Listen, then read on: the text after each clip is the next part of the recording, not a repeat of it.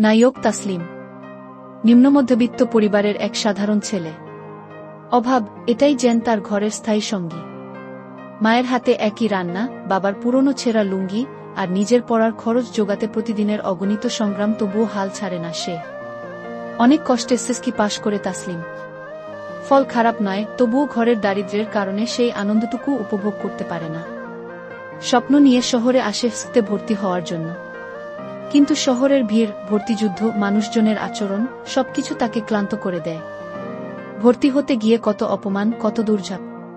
তার মন আরও ভেঙে পড়ে। বন্ধুর সাহায্যে কোনোভাবে একটা ছোট্ট মেসে থাকার জায়গা হয়, কিন্তু ভর্তি ফি দেওয়ার টাকা নেই। তখনই মা নিজের কানের দুল খুলে বিক্রি করে টাকা পাঠান। মায়ের ত্যাগের সেই অশ্রুসিক্ত ভালোবাসা বুকে নিয়ে তাসলিম ভর্তি হয় কলেজে। মেসে ফিরে দেখে তার জামাকাপড় সবই পুরনো। সহপাঠীদের রঙিন পোশাকের সামনে সে যেন ধুলোয় ঢাকা এক সাধারণ মানুষ। একদিন ক্লাসে স্যার তার পুরনো শার্ট দেখে অপমান করেন।